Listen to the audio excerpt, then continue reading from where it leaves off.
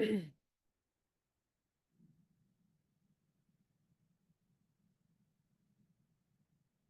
right.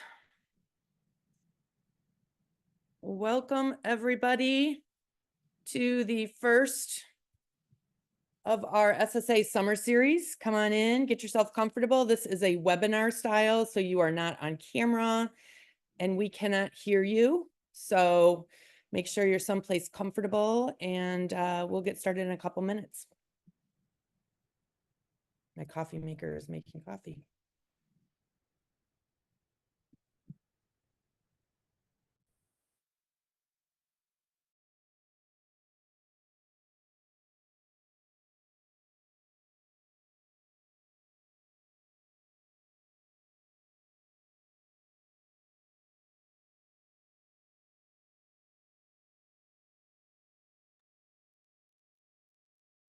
Okay, everybody, we are, I keep getting all these signals. We have updates on Zoom. It's very exciting. I'm very excited about that. Not as excited as I am about today's session though. So, welcome to the first of the summer series for the SSAs. Today, we're talking about community employment, not just a job and adventure.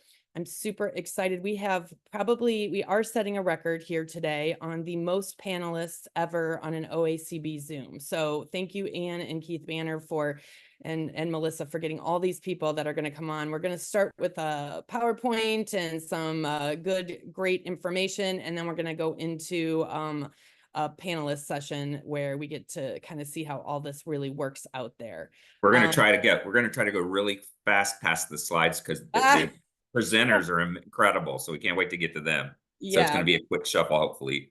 We are. So as far as some housekeeping things first, I do want to just go over CPDUs. I'm sure all those of you that are on the call are excited to be able to get some continuing professional development units. So there's no need to do anything.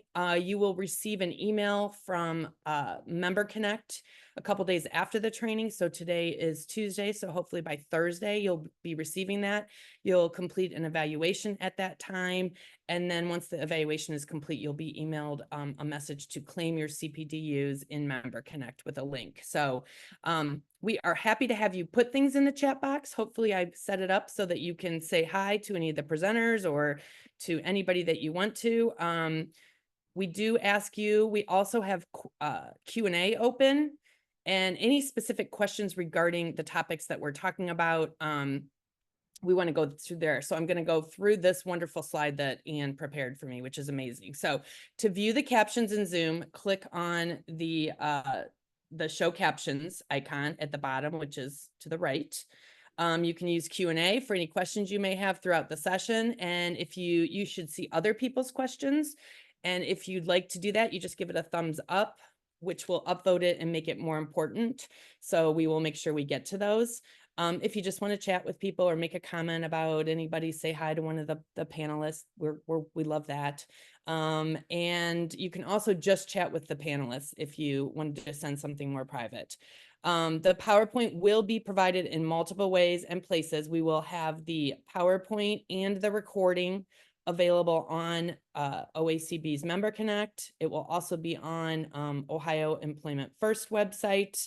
And I will do my best to get the PowerPoint out to you guys via email, but I often forget and you need to go on Member Connect. So we got lots of good mornings today. It looks like people are here. I like that.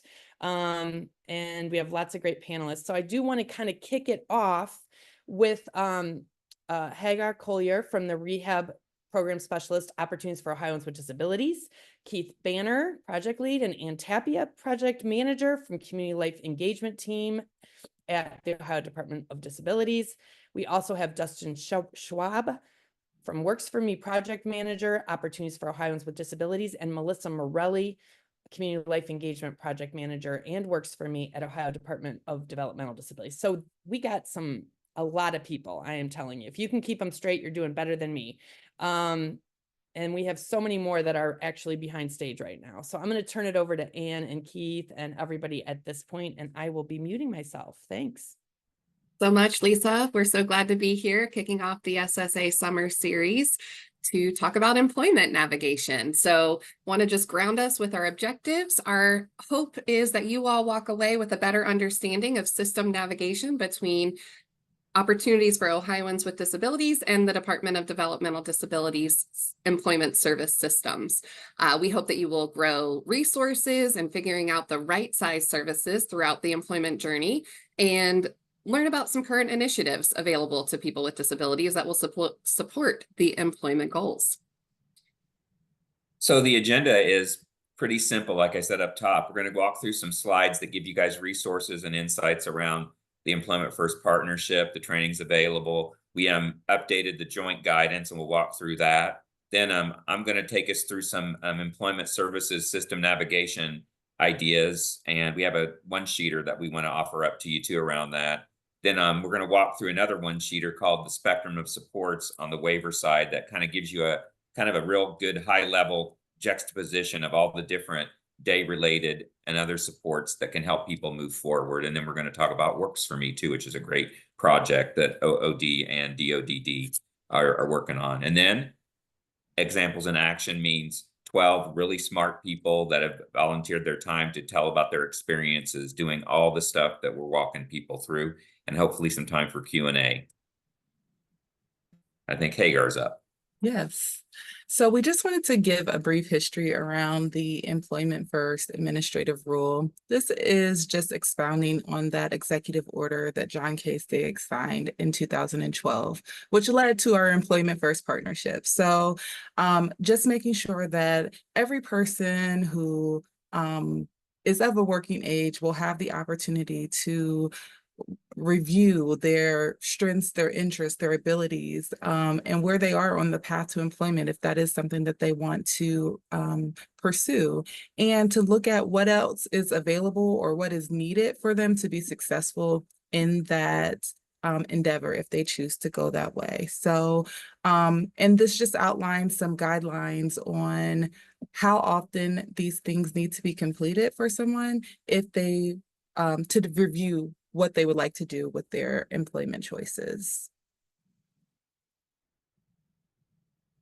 So with the executive order, that led to the Employment First Task Force being created. So the task force has the responsibility with helping align all of these community agencies to reduce barriers and align policy between everyone that's on there. So we have a lot of members on the task force: the Ohio Department of Education and Workforce, Department of Transportation, Department of Developmental Disabilities, Opportunities for Ohioans with Disabilities, Ohio Department of Mental Health and Addiction Services, Ohio Department of Job and Family Services, and the Office of Medicaid. So we're all working together. We meet monthly to help guide systems change to reduce those barriers for individuals who are working with disabilities.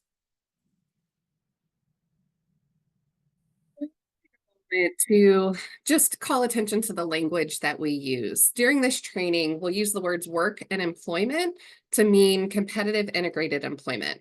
And we want to differentiate that work is not used to describe engaging in unpaid hobbies, participating in adult day services, or receiving vocational habilitation services, whether that's paid or unpaid. We recognize that sometimes professionals and teams will use the word work as a catch-all word to include some of those non-work activities, but we want to call out that it's important to be accurate in the words that we use so that we're better understood by the team. We encourage you as you move forward in your practice to be mindful of the words that you use when you talk to people, teams, family members, and other people about employment options, because using accurate and appropriate vocabulary helps people to understand the differences between work and non-work. And as we have conversations with people about what work options might look like, it's really important that we make sure that we provide information about the benefits of work and how it connects to all of our areas of life. There are so many reasons why someone might want to work and many reasons why someone might not want to work. But not having access to accurate and complete information shouldn't be one of those reasons. So let's take a look at the opportunities that work offers us, including learning new skills and pursuing passions both inside and outside of work environments, being valued for skills, talents, and contributions, building meaningful relationships, again, both professionally and outside of the work environment, having access to health benefits, wellness programs, and paid time off, and living where we want, how we want, and with whom we want. We also want to encourage that we explore opportunities that move beyond skill building in a workshop, exploring opportunities to be in non-integrated settings, and finding options outside of those 4 Fs: food, filth, flowers, and factories.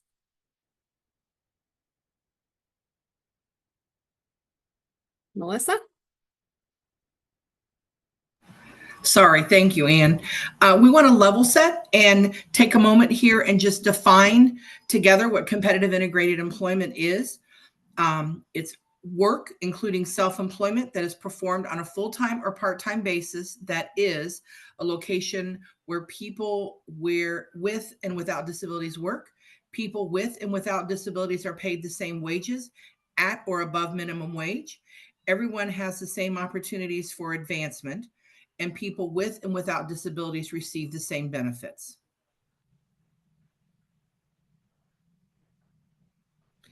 Also wanted to just share with all of you, there are numerous things going on across the state in regards to trainings and opportunities for you to learn more about employment. Obviously, the Employment First trainings in my learning, my counterparts across the state, the community life engagement team members, hold communities of practice once a month. Some of them, depending on the region that you're in, could be face-to-face, virtual, combination of both, but they hold those monthly. We also have been hosting, DODD and OOD have been hosting regional Employment First networking meetings. We have 3 left for this year. Tuscarawas, and it's coming up in July. Claremont and surrounding counties are coming up in August, and Lima and surrounding counties in September. We're going to be getting together in a couple weeks, and we are going to begin planning the next set of sessions.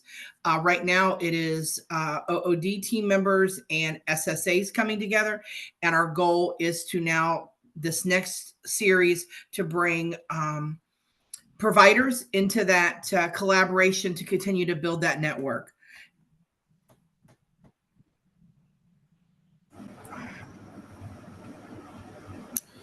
So OOD and DODD have worked together to develop some joint guidance that is hosted on the Employment First website.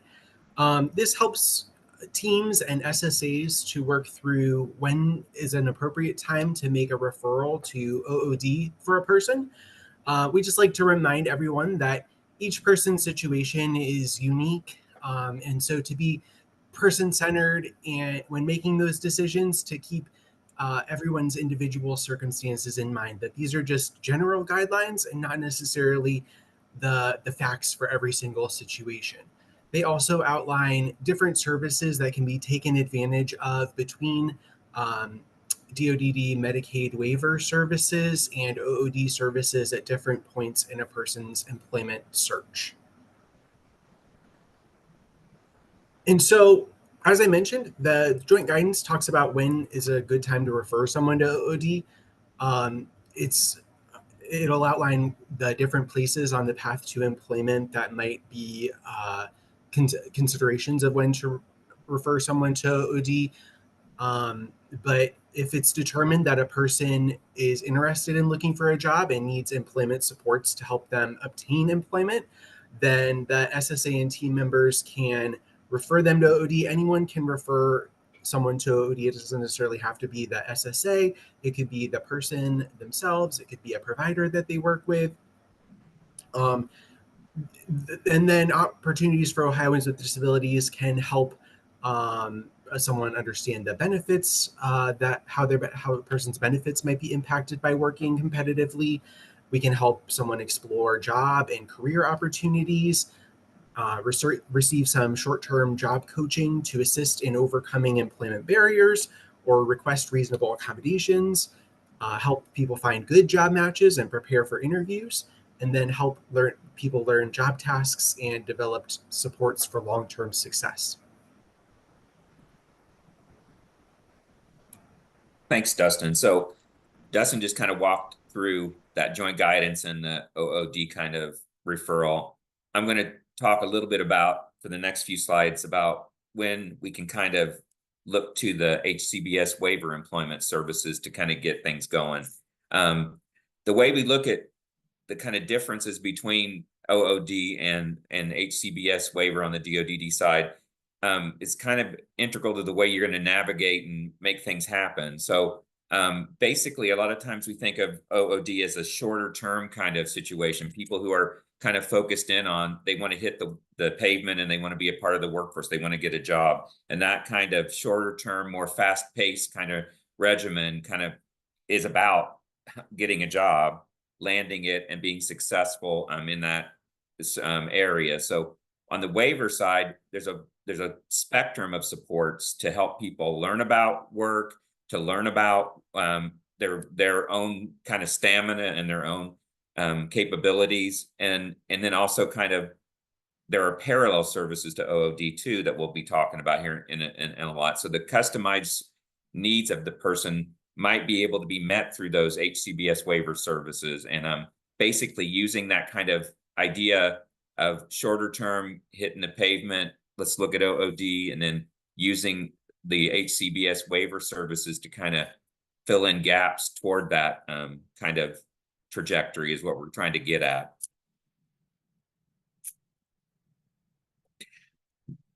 Thank you. And so what we're trying to get at is getting there. So a long time ago, I was just thinking about this, 2015, we rolled out, I started this employment navigation kind of situation in the state, and we're coming back to that today. And I think it's a great reason to have this training, because navigating the systems to get something to happen is really what we're talking about around employment services system navigation. I'm ready for the next one. So to do this, we need to think about, where is the job seeker going? Where is he or she right now? And how do we get there? And that means we're going to plot out, right? We're going to map out the way we proceed, and who's going to be traveling with us to get there, and who do we need on the way to kind of help us stay on track. And that's the route we're taking to get that person the job they need and want to be fulfilled and to kind of have a life. So all of this is about getting there and arranging and navigating and connecting and building relationships around that journey. So it's like any trip you take, right? You don't go to the airport and say, I just want a ticket. You go to the airport knowing you have a destination in mind, and you want to go there, and you want the cheapest, fastest way to get there. You want a really good ride. And when you land the plane, you want to make sure that you're in the spot that you want to be. And that's what employment systems navigation truly is. And we have a one-sheeter, I think Ann put in the chat, that walks you through all the stuff I'm saying, gives you some links to ways to kind of build that partnership and that mapping out. And then also a really good example of how we can kind of navigate and collaborate both on the OOD and the DD side, and then also with some supports that aren't connected to eligibility, but to just the supports people access that anybody who wants to get a job can access.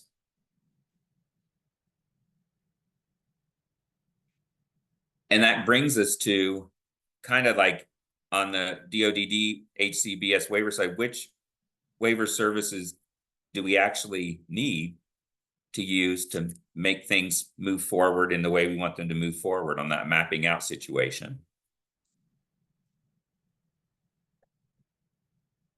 And so we have a one-sheeter that Ann's going to probably put in the chat too, that basically is going to help you walk through the spectrum on the HCBS waiver side of supports.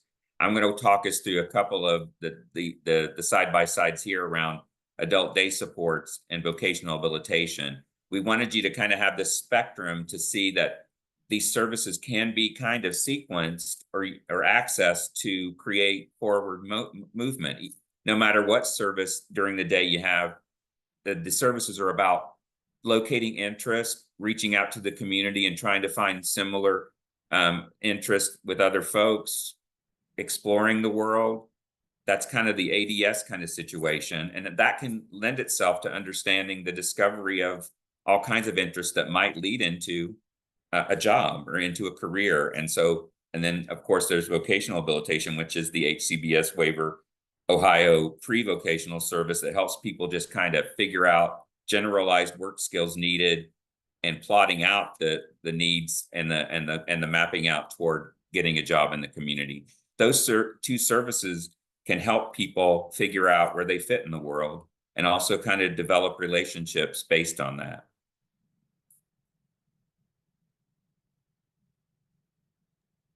And I guess I'm going to send it over to. Sorry, go ahead. Melissa, anything you want to add? No, I was just, no. Okay. I think we're going to move on to the next one. Yeah. The next slide lays out, as Keith had been talking about, the next slide lays out the difference between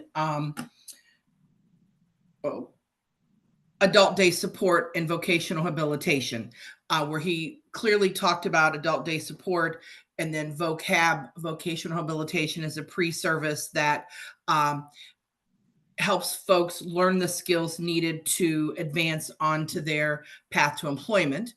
Not going to sit here and read all of this. These are the one-sheeters that Ann has uploaded and that sort of thing. And if you go to the next one, then the next one outlines vocab and group employment, which shows the progression. If I'm in vocab and I'm working on pre-employment skills, those skills to learn, my next progression could be, before competitive integrated employment, could be group employment supports, where I, as a group of people, more than, two or more people, or one person in a larger group, go into a group employment, into a business, and actually do work inside that business and learn skills around different peers and differing abilities, and then progress on to the next steps.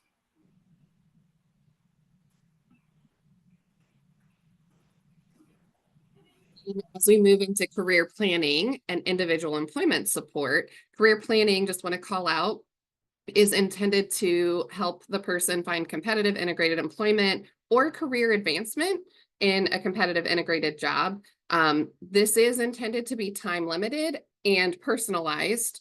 And the idea is that it's designed to develop an individual employment plan to gather information about the person's strengths, interests, and employment preferences, and takes place in the community.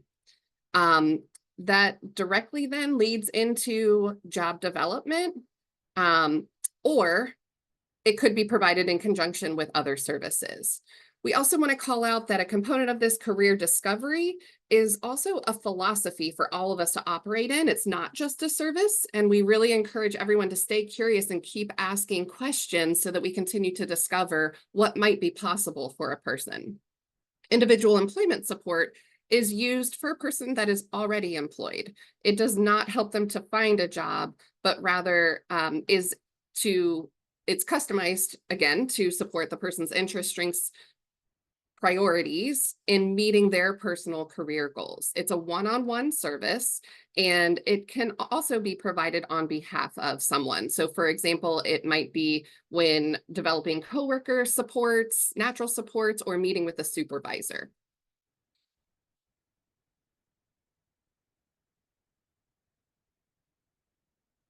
Keith? I was trying to get the right link to that, the employment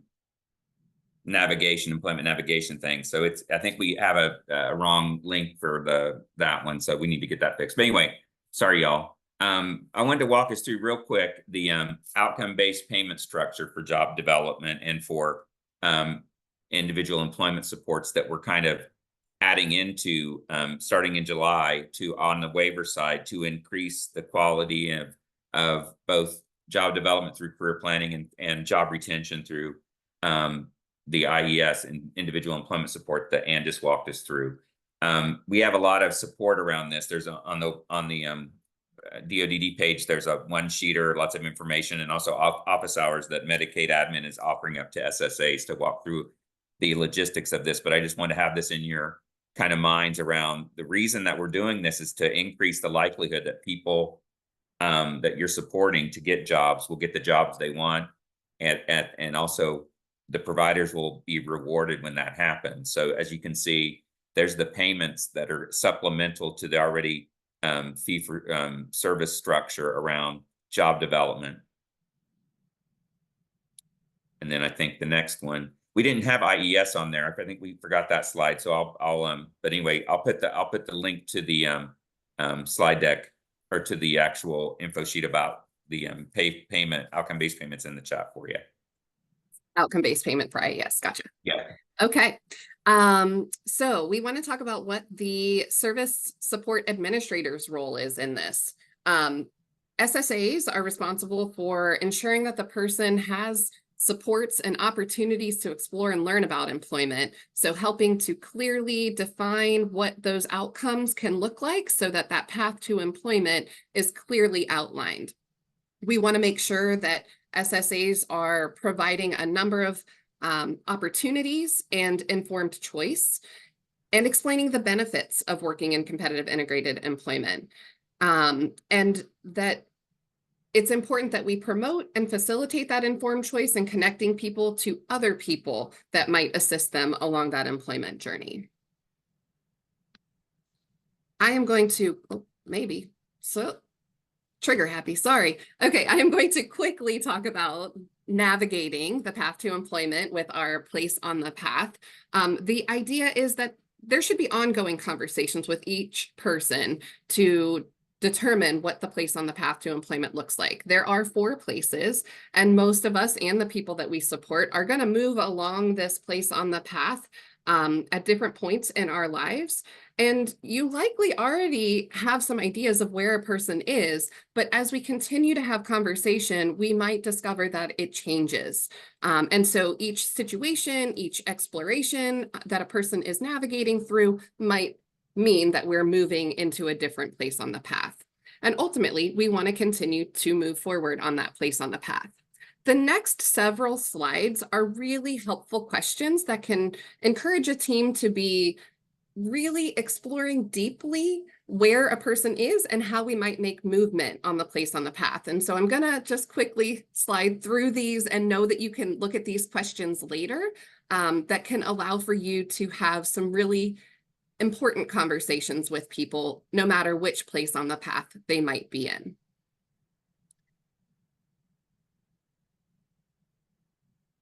Right. Melissa. We're going to take a few moments now and connecting supports to real life, empowering people with skills and confidence to make informed choices and advance on the trajectory to their vision of a good life.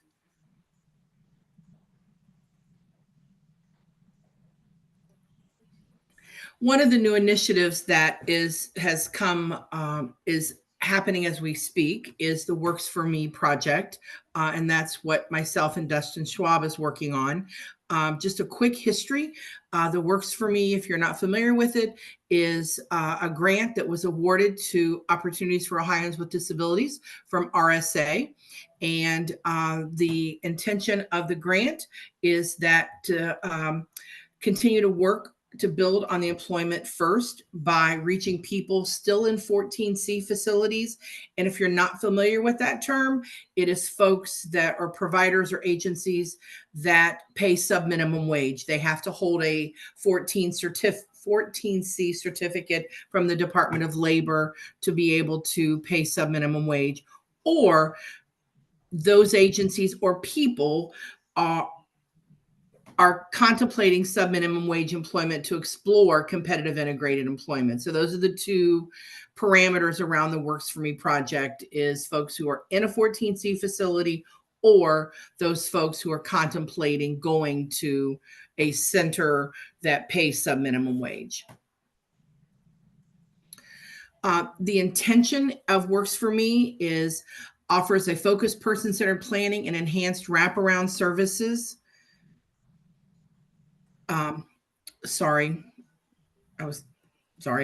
Wraparound services that extend earlier in the discovery process and later into the employment stage. We've created new services. We've re-envisioned some employment first services and offering existing OOD and EF services.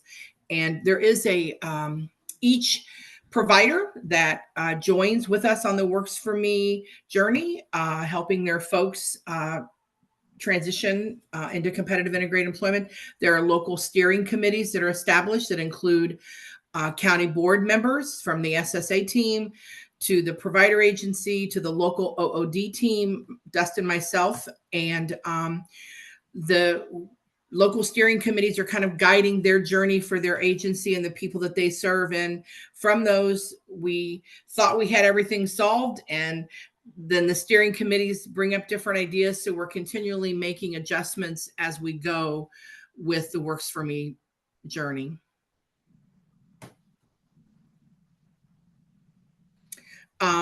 The process, the timeline for the Works for Me, the grant period was from October 1st to 2022 to September 30th of 2027.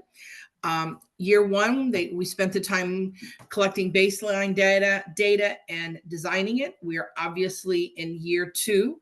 And then year 2 to year 5 is statewide implementation and refinement of the process. And then year 6 was added on for allowing for evaluation and reporting and wrapping up. All right, so as Melissa mentioned, Works for Me features both new services and some reimagined OOD services. But before all of that, all of the existing OOD services that are currently available to our participants are available to everyone who participates in Works for Me. So we just want to quickly run through what those services look like. The biggest new part of Works for Me is called Work Skills. This is a new service that's designed to help people explore the social and independence aspects of competitive integrated employment. People who participate in this can do it one-to-one with a staff member or in a group of people, up to 4 people per one staff member. And it's designed to be pretty flexible to the needs of each individual person who participates in Works for Me. But it focuses largely on personal skills, professional skills, self-advocacy, financial literacy, and internet networking and safety. And then we also, again, keep it flexible so that if there are needs that or concerns that a person has that are not covered by those topics, then a staff member can work with them on any other areas that might be helpful for them. Along with Work Skills, that's okay. Along with Work Skills, we have a peer mentoring opportunity. So people who have gone and found work in the community have the opportunity to come back and speak with people who are participating in Work Skills. They could help facilitate some of those discussions, or they could just help talk to people about what it's like to work in the community. And they would be paid a wage for the time that they spend helping to promote competitive employment amongst their peers. We also have a family mentoring opportunity similar to the peer mentoring opportunity.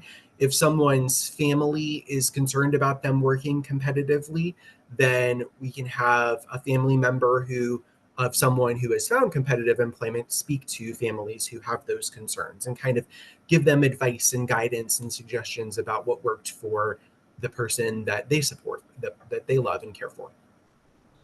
And then we have some reimagined services. We are helping people to find job shadowing and internship opportunities. This would be largely for people who maybe they've worked in the same position in a facility for a while and are not sure of what they might want to do or where they might have particular strengths working competitively. They can go visit several different jobs in the community and see the work that's done there, and from there pick several of them where they'd like to try out internships, and OOD can help pay both their wages and pay for the time of a staff member to accompany them. We have 2 work incentives consultants who are dedicated to Works for Me, who can help people before they apply for OOD services to understand kind of the general ways that work can impact their benefits and how they can work and still maintain their benefits. And then they can also support people further down the path as well. They can continue to do traditional benefits analyses reports and to have those discussions with people on an individualized basis. But then also as people find jobs, then there'll be a resource if people have questions about how their actual employment situation is impacting their benefits. And then we are working with providers to offer different incentives for helping people to participate in Works for Me and then helping people to find jobs.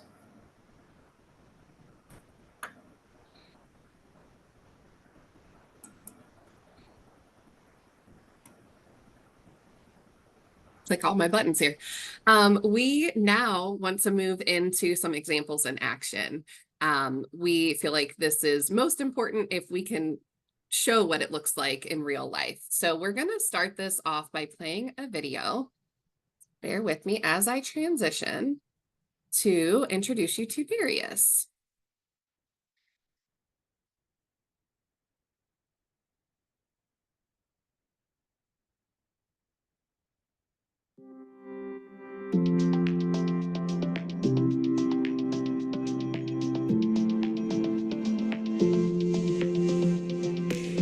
I am actually a friend of Darius. I actually knew him when I worked at Lucas County Board because Darius also worked there. What did you do at the board when you worked at the board? I clean. You cleaned? Did you like it? I like talking to the sasses. Yeah, you did like talking to the sasses. I would walk in and Darius would always greet everybody and say, it's a good day to have a good day. And then the pandemic happened. Yes. And you were laid off. Mm-hmm. How'd that make you feel? Sad about that. So then what was your next job? I had to wait patiently until I got Bravos. Mm-hmm. And what happened at Bravos?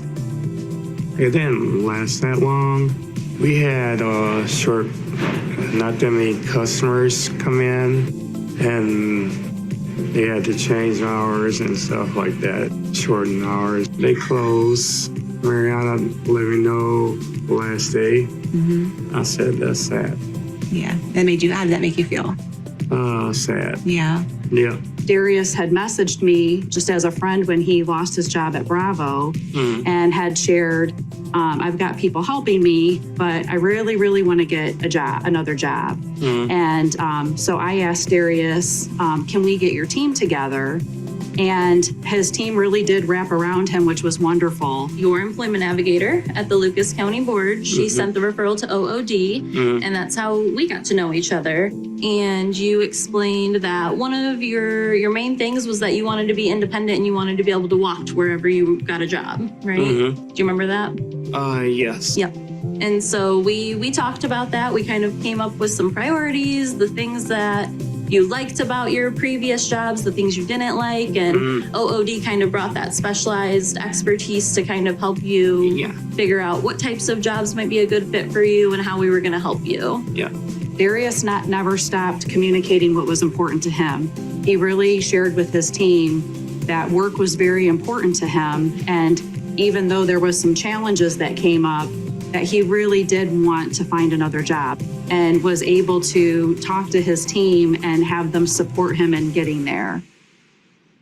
I think one of the things we figured out was that you were making a lot of great connections with local employers. You were doing really good at advocating for yourself and saying that you wanted a job, filling out those applications, but then there was a little bit of misunderstanding of what that next step would be. And that's where OOD was able to kind of step in, link you up with capabilities so someone could go with you to those employers and make sure we were following those directions appropriately. And that kind of helped with the success of getting you a job so quickly, right? Yes, ma'am. Initially, I met Darius as a job developer. And one of the things that we did was we started with the resume, make sure he had a professional resume, talk to him about the interview process, help him with building his interview skills. And from there, we actually started the job search. One of the things you told me is that you had done some vocational services at a workshop. And you said, I don't want to do that. I really want to work in the community. And you talked about that you really wanted to be around people. Bibba's was one of the first places that we came to. We met with the owner. He asked for me to bring Darius back because he wanted Darius to meet the second in command. So we came back and Darius filled out the application. He went through the interview process. And fortunately, Darius's award-winning smile and his bubbly personality actually sold him the job on the first try. So what do you do here at Bubba's? I do like busing, Yeah. and pretty soon they'll let me know what's the next position. I'll be probably either a host or helping a waitress out. They knew right away that Darius was going to be a great employee. He's perfect with the customers, very good. He's a hard worker. He doesn't like to stop. He doesn't like to take breaks. Sometimes you have to tell Darius to slow down because he is highly motivated. What's your favorite part? Customer, being nice to customers Yeah. and tell them have a good day and drive safe, be careful. Nice. They said thank you. All right. And once Darius proved that he could work independently and make decisions on his own about prioritization, those kind of things, his interpersonal skills, I would bow out and it would go on to a different coach who would just provide follow-along services. And you like it? Yeah. You happy? Mm-hmm. All right. High five me. Thank you. You're welcome.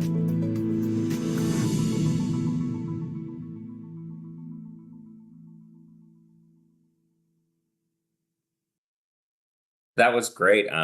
Darius is on with us here in a minute, so fantastic that we get to talk to him too.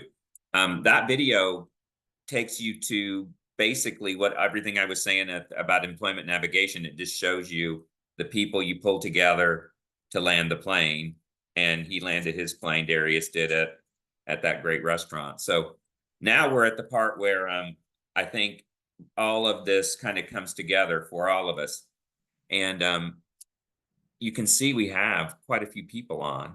I could go through the list, but I'm going to ask Ann to kind of take the slide off, and we can maybe get everybody who's in the panel to turn their cameras on, and we'll have a fantastic display of beautiful faces that we can talk to. Thank you, guys.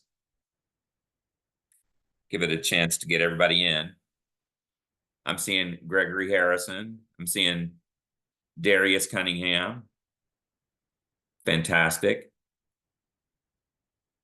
Mary Thompson is got her hand up. So, hello, Mary. I'm not able to turn on my camera, Keith. Oh, wow. Okay. Do you think, is there anything we can do, It's saying Lisa? the host has disabled it. Mary, you might need to join using your panelist link to turn your camera on. I can email you your link real quick. Hold But we on, can. let me- Could I make, could I do it through making her a co-host or something? Let me look.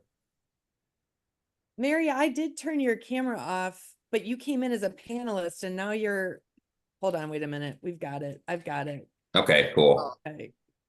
Start, my bad. Deetra, did I also disable yours by accident? There's I'm that good. face. Thank you so much. Sorry about that. No, that was my No. bad. Let's make sure I get to Deetra's here too. She might let's see, ask to start video. There you go, Deetra. Yeah, you disabled my video. I did not. I did it because you guys came in early or what. Anyways, doesn't matter. You're here now. That's okay. I can still see and hear everything. I think we can see you now, Deetra, or maybe not. You All can, right.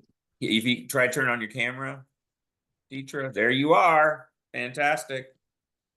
Thanks, you There we guys, go. for being on with us today. And basically, the way we're going to run the panel is I'm going to ask a big question at the top, and then I'm going to ask all of you guys one at a time, round robin style, as they say, to kind of respond to the question. I'm going to start with Darius and with Gregory first, because they really are the leaders in this thing. And then everybody else can kind of chime in after them. And then also, when I do the first question, you can introduce yourself and whatever title you want to attach to your name. Sound good? So here's the big question that everybody can kind of hopefully answer in the way they want to. We want you to tell us your story and the successes you've experienced on this road to getting a life and a job you want. And I'm going to start with Gregory, if that's okay with you, Gregory, and then I'll move into Darius after Gregory. So my name is Gregory. And how I've kind of got started with my success path. Mine started back in high school. I kind of got introduced with OOD before I got introduced with my SSA, and they've kind of just helped me navigate what my end of my high school would look like. So I did a lot of youth summer programs in high school. And then was it my fault? It was my senior year. It was my senior year. No, junior year. We discussed because they wanted to know if I wanted to go to college. That was in the works, but it wasn't in the works at the right time. So then I got introduced to Project Search, and then after my senior year. So basically Project Search was a 1 year, it's kind of like a internship, and so I got to walk with my class, but I didn't get like my full like diplomaship with Project Search. I went through that for a year, and that kind of geared me toward my employment, what I have now. I work at the YMCA. I've been doing that for about, it'll be what, 3 years and two. It'll be 2 years. It'll be 2 years in August. So I've been working there for a while, and my job title there is a membership experience specialist. So what that means is I kind of welcome people into the Y. I sign people up for membership and stuff like that. I do tours.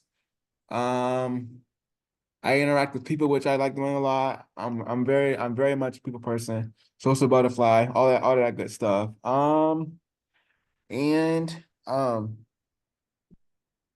Yeah, here. Okay, so this kind of goes back to about my passion about self-advocacy. So I've had a mentor with me for about 9 years. I would say nine, maybe 10. And his name is Scott Campbell. He works for social for independent living, and what that basically means is he comes out to people's houses, and he used to come to my house, but he doesn't anymore. But that's his like job title. He comes out to people's houses, and he basically is an advocate for them. And I've been very fortunate enough. I've had him way before, like when I was supposed to have him. I got introduced to him early, so I've been very fortunate to have him as a mentor early on, and he's kind of helped me with like just really my advocacy skills, getting that confidence within myself. Wow, it's a lot. It's Well, a yeah, lot. fantastic. I wanted to make sure, Crystal, since you're in the picture with us, do you have anything you want to add in on Gregory's tale? Because it's very impressive. Thank you, Gregory. He had a pretty big team, Scott, and he did very well advocating for himself. I was introduced to Gregory 2 years ago, and obviously Elisa Murdoch had already had a lot of involvement and helped cultivate what was going on before I ever stepped in the picture. And when I met Gregory, he was actually calling a meeting because he wanted employment, and he didn't see his future the way it was at that time. He wanted more. And so he had me, Alyssa, we have an employment ISC at that time. I believe Scott Campbell also joined us, and other people that supported him. And we just sat down and brainstormed of, how to move Gregory forward. And this was, sorry to cut you off, but this was after Project Search, because Project Search wasn't really what I anticipated it to be. So that's why like I called that meeting, I said, this is not working, and then what was the next step, and we just went on from there. But Fantastic. like, Hey, Chris, I want to make sure Crystal let us know you're tell us your title if you don't mind. I am an That's cool. SSA, Fairfield County, we call ourselves ISCs, Individual Support Coordinator, but Thank you. an SSA. Beautiful example of everything we're talking about. Thank you. I'm going to swing it over to Darius now. If you're ready, Darius Cunningham and Phyllis, to kind of walk us through your journey. We got a really good take on it from that video, but I wanted to get your words in. Darius, are you ready? Got to unmute. There we go. So here's the question that I'm asking everybody. Tell us your story, which we already got access to through the video, but talk about your successes and how you're feeling now about that job and all the stuff that's happening in your life. I want to thank everybody, even Deidre and them. They helped me guide my steps, and my mentor was she's now with Prosper right now. Her name was Susan Peff, and she helped us through classes and stuff. And now I graduated from official class in Tiffin we took. We're trainers now. Trainers. Like self-advocacy trainers, like helping people be self-advocates. Lightning leadership, right? Is that the right term? Yes. Yes. Thank you. It's different and it's different than SLU and stuff. We're athlete leaders is what it's called for Special Olympics. Yeah. Can I let them know that Darius and Phyllis are a couple? Is that okay?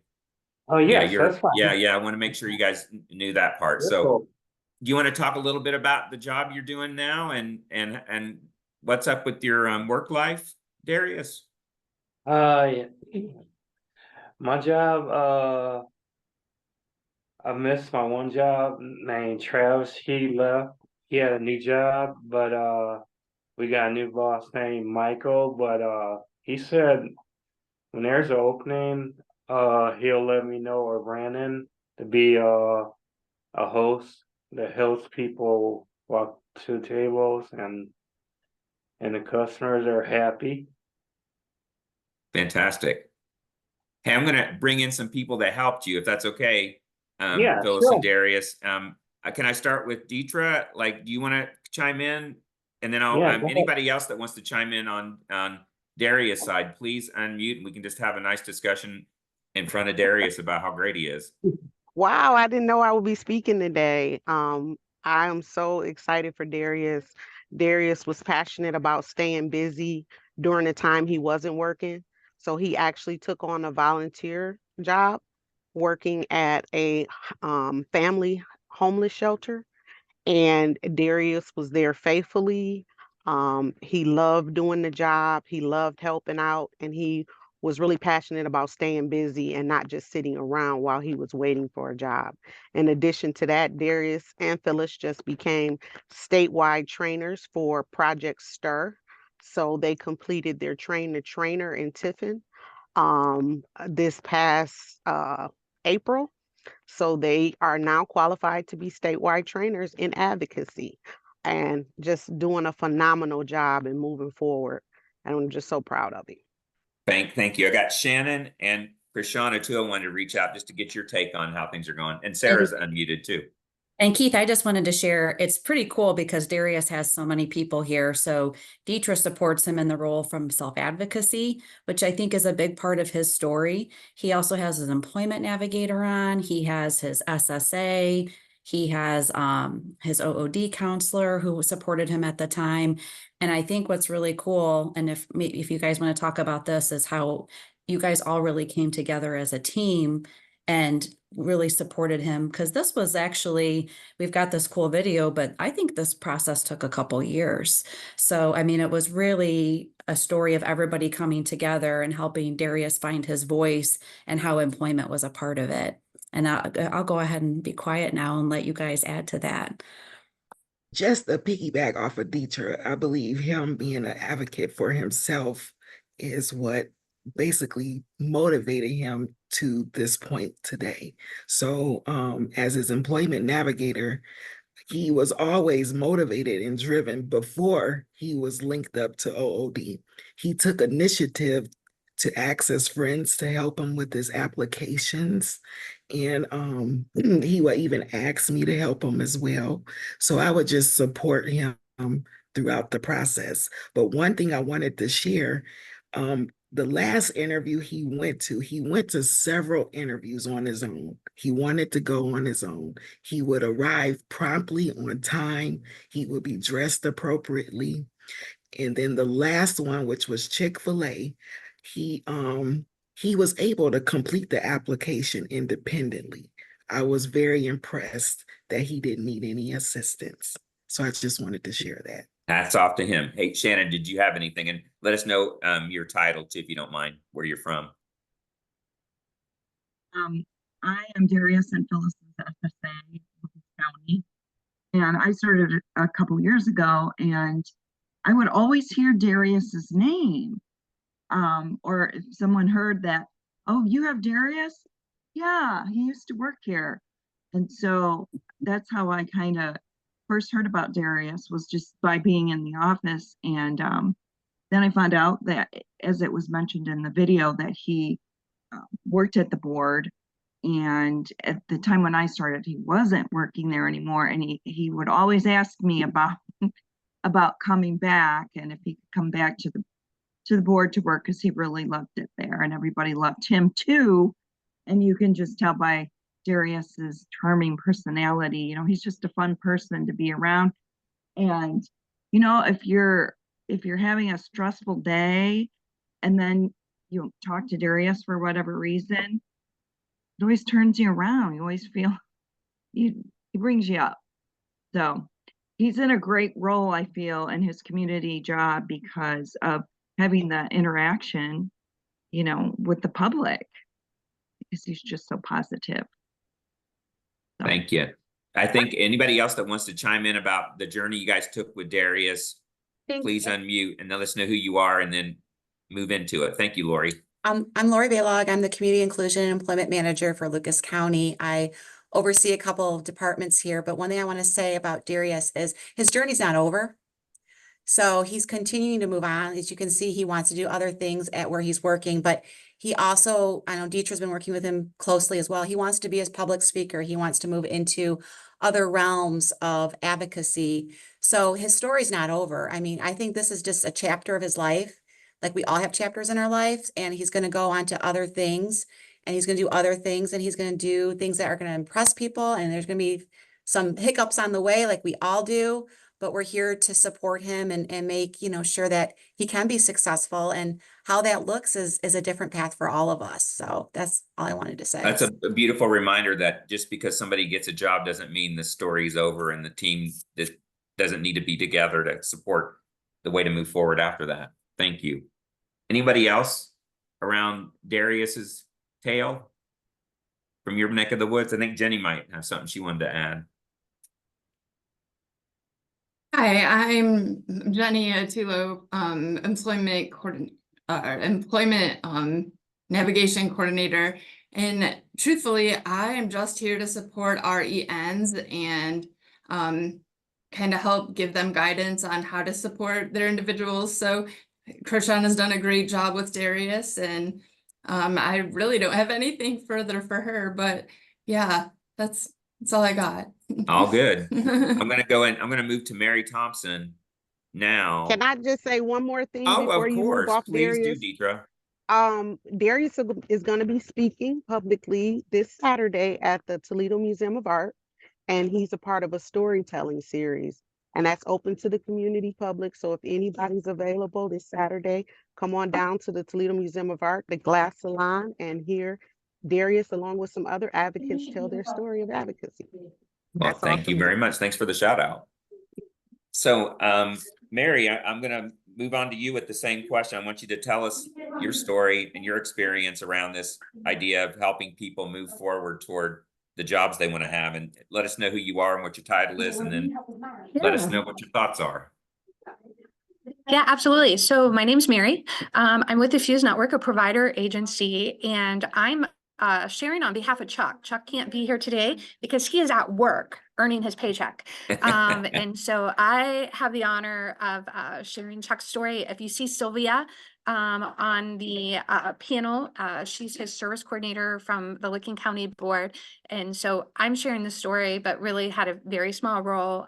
It was a huge team effort in helping Chuck get to the point of competitive integrated employment. So a long time ago, Chuck was supported in our workshop setting, and our organization progressed along and just continued utilizing a segregated setting to build skills. And so we have some vocational training sites, enclaves within our community. And so we actually had Chuck go to 3 different enclave sites trying to find what was going to be the right fit for him. Landed on the Denison Enclave, and so he had been attending there, building skills. Philosophically, we typically don't have somebody in an enclave 5 days a week. Feel that we need to build skills within the community as well. So he was also receiving community voc from us, so that he was in different work environments, interacting with different people. Continued to progress along, and everybody on his team, residential support, everyone was talking to Chuck about earning money, because paycheck money, having money for his cigars, extremely important to him. So that was absolutely his motivator, was to get a bigger paycheck. And because he only got paid from the Fuse Network about 3 days a week, he knew that if he moved on to competitive employment, he could work 5 days a week, more money, more hours, etc. So we as a team submitted an OOD referral, and not true. Before that, we used career exploration. So the Licking County Board authorized career exploration because Chuck is a unique guy that's kind of got a lot. And we wanted to make sure that we were kind of pulling along not only with his work skills, but also emotionally and mentally to be ready to make that transition into competitive employment. And so we used career exploration, looking at different job environments in the community, because we knew that environment piece was going to be extremely important. I can't believe I almost forgot to say about the career exploration. So during career exploration, he kind of identified some areas that he wanted to work, and some areas that over his dead body would he ever consider working, even if they were going to pay him. So kind of had a more narrow scope of what he wanted, knew that he was emotionally ready to move towards competitive employment. So then we did that OOD referral.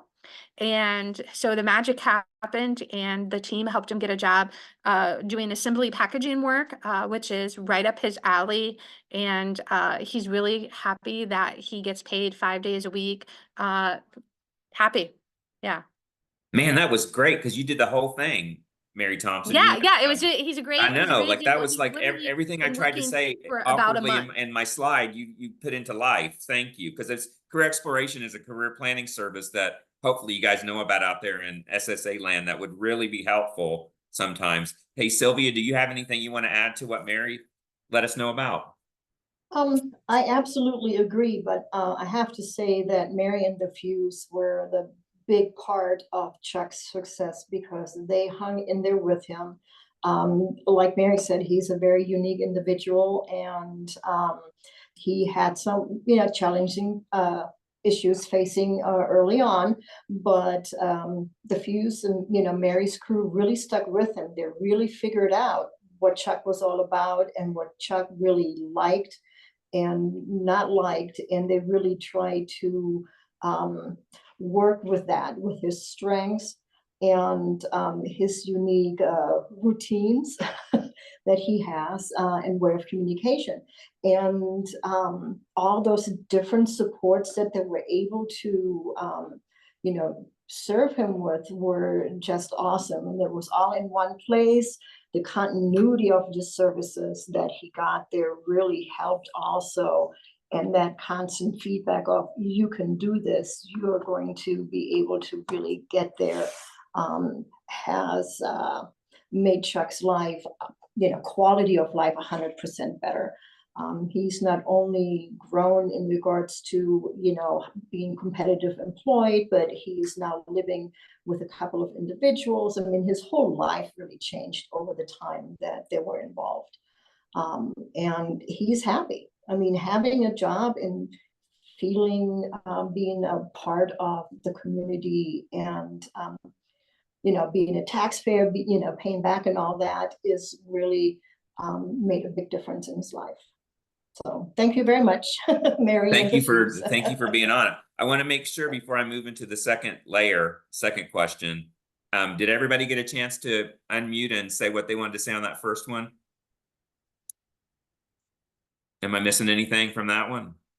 All right, we're going to go on to, I'm going to check in with Gregory again. Are you prepared for my next question? It is, what experiences did you have to prepare for work? You kind of went into that a little bit already, but maybe if you go deeper into that a little bit, Gregory, that'd help us kind of get a take on getting prepared to go to work. Okay, so I just wanted to mention too, I've actually done career exploration. I just forgot to like mention that part. That's why I got to that part. But anyways, so what did I really do to prepare for myself? I kind of, it's kind of hard for me to go back and remember all of that, but for the most part, like I kind of had I had like job coaches like when I went through all of this process in the beginning, and they kind of like helped me like understand what the job really was, understand how to do the job. Most importantly, I had to learn how to talk, like not talk, but like just to communicate with like the work, just like with the workers and even the people that came through the building, just in like a work manner way. So I think that was a way for me to prepare. I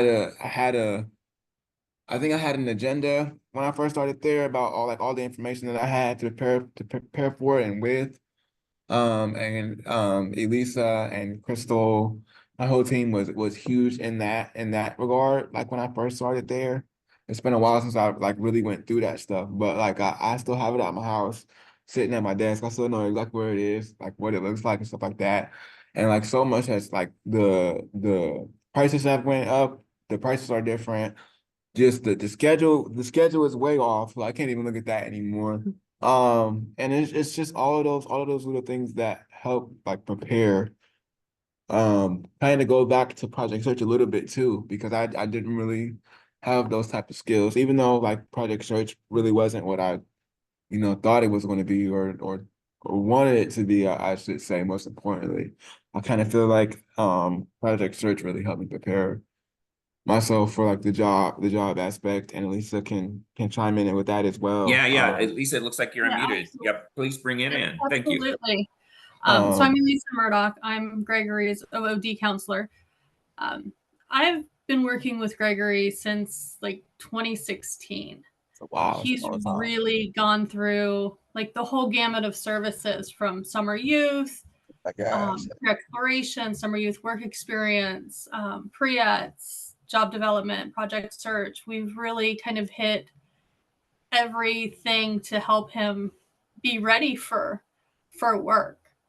And a lot of the time, Gregory was the one kind of directing the ship. Like, I need to do this. So let's look at this. I want to know more about this. So it's been really good having him be so involved and so focused on what he wants to be able to lead the team. And it's good to give context to what we mean by prepare.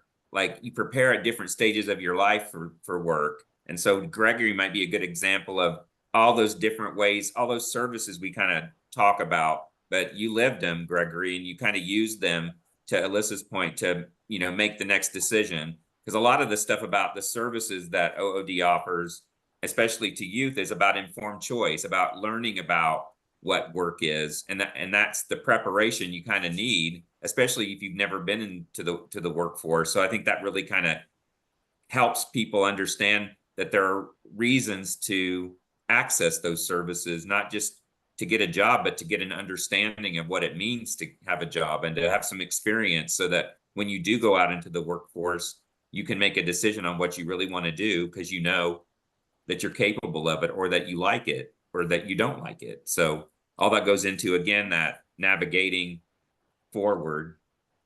Crystal, did you want to add anything, or Gregory, to what I Alyssa just, said about I just want, I just sorry. wanted to, just to go off what you were saying about using those, like using your resources. I feel like I'm using them a lot more than when I first got introduced to it. Only be like Lisa was saying, only because like I kind of like know what I want, and also like know how like who's doing what, who's in charge of what, how does this work with this, and I kind of even though like I do know who's in charge of what and like what they provide and what they do, I kind of just bring everybody together, no matter if it's Elisa, no matter if it's Crystal, no matter if it's Scott, no matter if whoever's in that loop. My mom, a lot of the time, shout out to her. She's not here, but shout out to my mom because she is a lot of it too.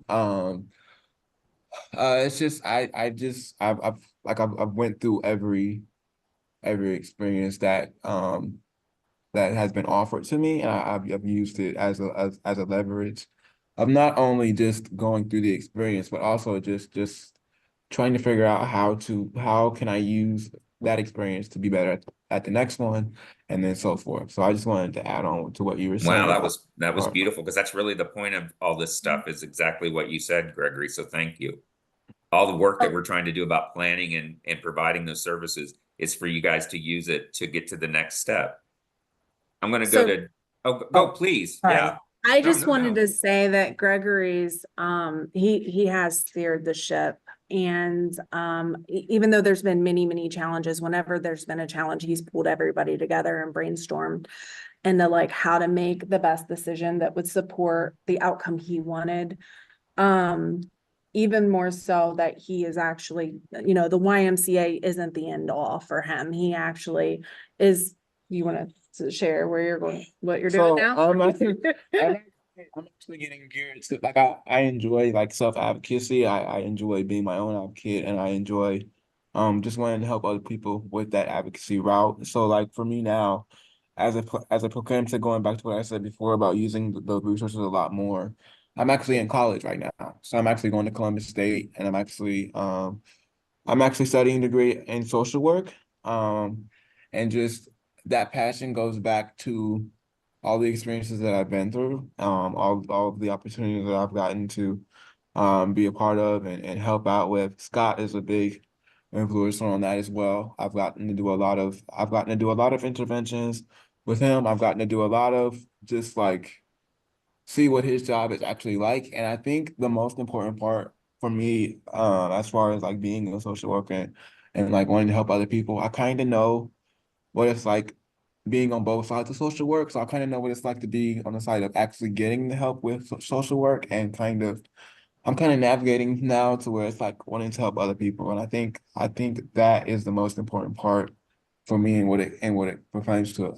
I wanted to help other people because I've always known I wanted to help other people. I just didn't know how to do it in that way where it would be like beneficial for me, and where it would be like really have a passion for it. So I think all of the things that make me who I am, not only with the support system that I get with Crystal and everybody else, but also just the forte of social work and everything that I've been through, no matter if it's with her, Elisa, just everybody. Everybody's just it's a huge support system where I'm at. So Beautiful. yeah.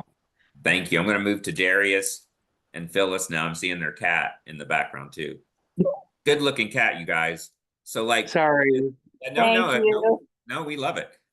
We wanted to maybe get your take on what around how did you prepare, right? And I think a lot of people are on your team have kind of told us how you prepare, but want to hear it from your in your own words, Darius, and Phyllis too. You can chime in, but how did you prepare to be where you are now? What all did you go through to get there? I want to thank some other people too. They're not on Zoom today. I want to thank Special Olympics that I do. I'm an athlete. I do track and field, and I used to do unified sports and other sports. So they kind of helped you get there. Sounds like being in sports and kind of hanging out with people. Fantastic.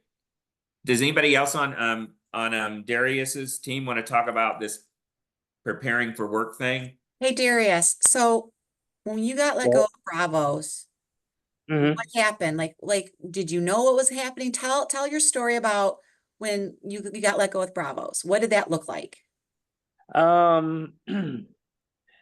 We they didn't give me enough hours on those.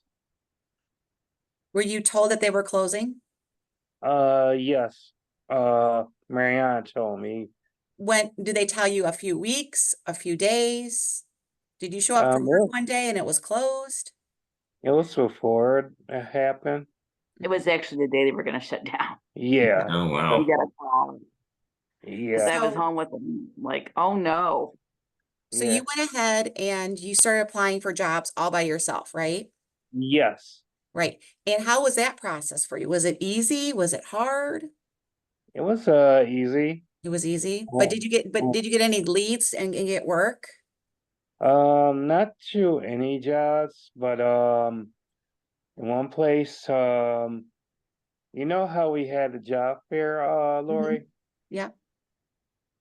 That's the one job was Bubbles. That was interested me. So I know you reached out to Sarah and you said, hey, Sarah, I want to find a job and I can't find a job, and you didn't know where to go. And then what did Sarah do? She helped me out too, and she said there was another job I was looking for. It was working at the board with the state. And she was trying to get a hold of the guy, and the guy didn't get a hold of her. Yeah.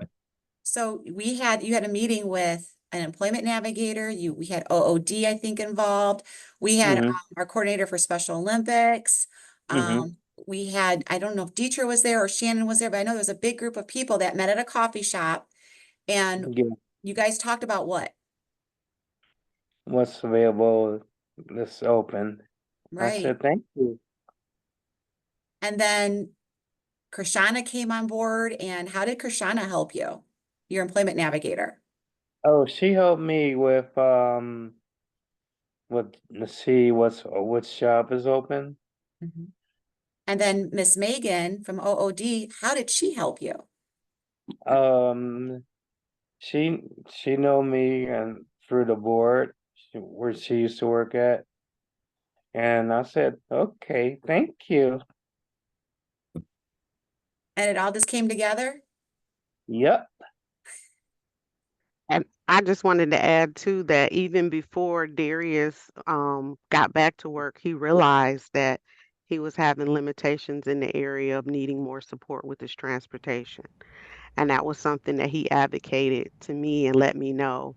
Usually Darius was an independent charter writer throughout the community, but due to him not getting sicker with his, is it okay if I say? Yeah, go ahead.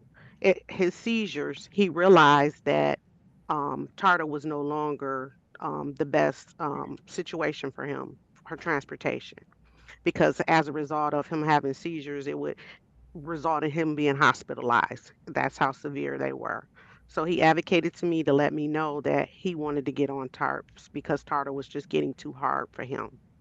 So I hooked up with the SAS. We coordinated with our travel training department here, and we were able to get him set up for an interview. And as a team, we were able to get him certified for TARPs. And so now that he's able to get door-to-door transportation, that also is a huge asset for him as far as transportation wise, because transportation was also a serious barrier before he started back working. Yeah, I think Megan had unmuted. I want to make sure you get in, Megan. Yeah, so I was Darius's counselor at OOD. Hi, Darius. It's been a while. How you doing? And I'm good. And so, yeah, just to kind of echo what everyone else was saying, Darius is very, very involved in the community. He has a ton of friends, a ton of natural supports that he leans on. He pretty much before this case with OOD, he had independently gotten all of his jobs before through natural supports and just connections he had in the community. But COVID changed some things, and so job searching is a little bit different now. And he was doing great of identifying job leads that were in walking distance because he didn't have tarps yet, and he was doing great with filling out the applications. But we were able to get looped in to kind of help with those next steps and just, you know, accurately following up with employers and following next steps if he got an email for maybe an interview or an online assessment. And so yeah, we kind of just helped him prepare that way, just kind of stay organized, because Darius is a go, go, go kind of guy.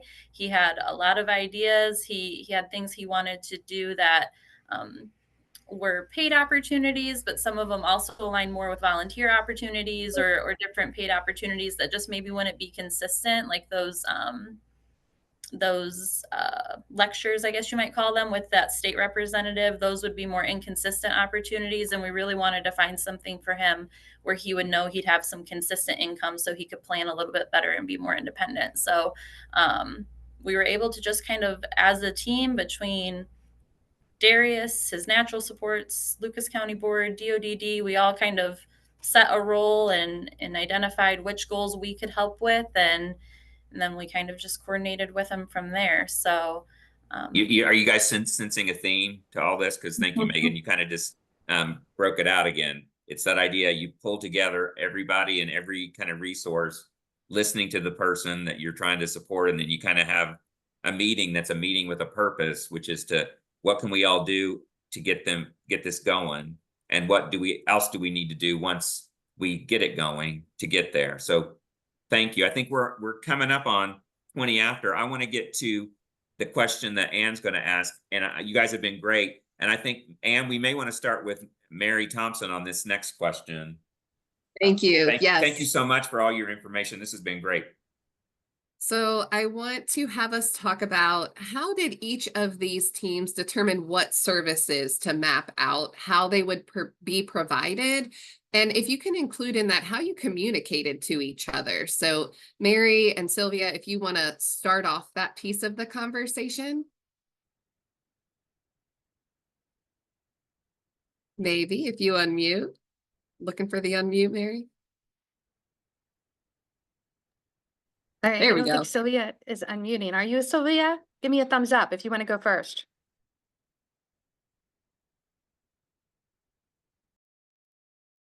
All right.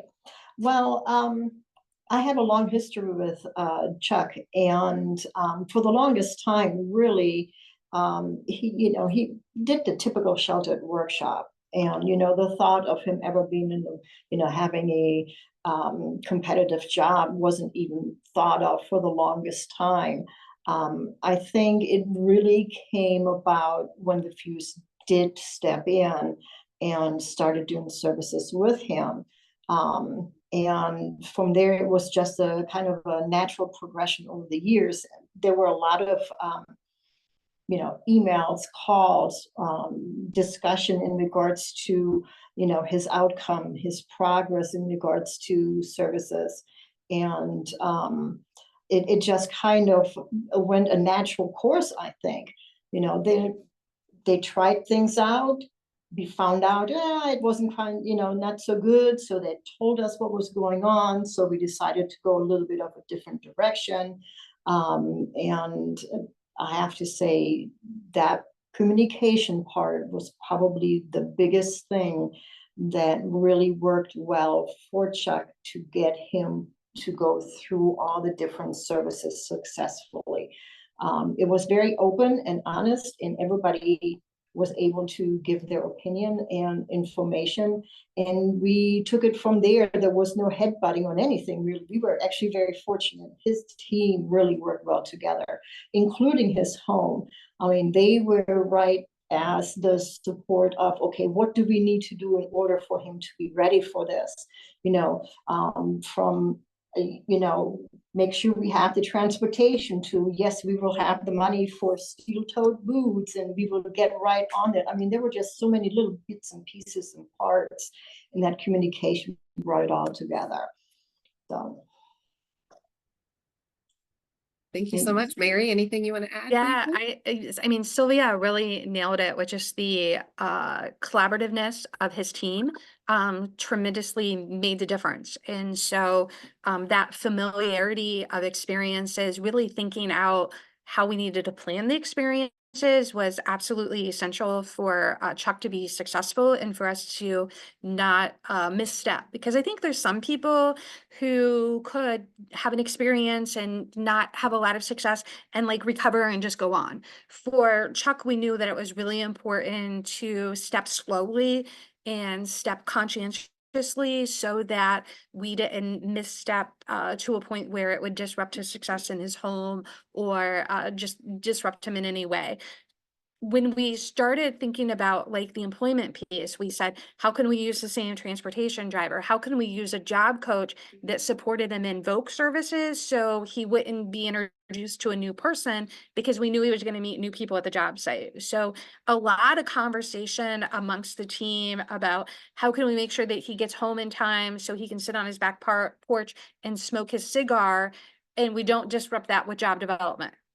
Because we knew that if we changed too much of his routine, even during the job development phase, he might decide that he no longer wanted to get a job. So just a lot of collaboration and communication amongst his team really made the night and day difference for him. Fantastic. We have some excellent examples of Chuck, Gregory, and Darius. We are going to move it into our Q&A, but we want to call out a couple quick key points. I'm going to pass to Hagar. And thank you all of you panelists for being part of this. You guys were the best. Thank you so much. Yes, thank you. And like you said, Anne, just a couple of quick points, and we're going to just go ahead to the next slide.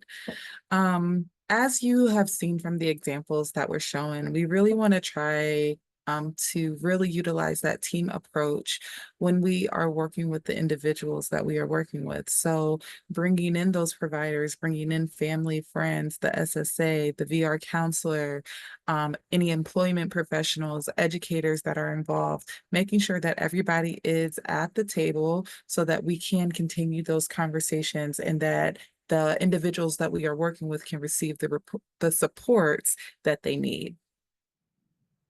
And just looking at the team planning process, I'm not going to read off the slide for you because you are going to get a copy of the PowerPoint, but making sure that you're just utilizing some of these, looking at where you are now, where you're going, how will you know that you've gotten there, and then how do we know? How are we going to get there? So figuring out how we're going to work together to get there. And then just another quick plug, Melissa mentioned it, Tom put something in the chat, I put something in the chat around our regional employment first networking meetings that are coming up. The next one is next week on, I said the 17th in the chat, so don't listen to me. It's the 14th, next Wednesday in Tuscarawas County. And I listed those other surrounding counties, but there is a link for Planet Reg to register. We would love to have our SSAs that represent those counties. We're going to have some OOD counselors that are there, and we're going to talk about some important topics around collaboration, which include transportation, which we mentioned is a very important issue that impacts everyone who is looking to work. So we hope to see you there.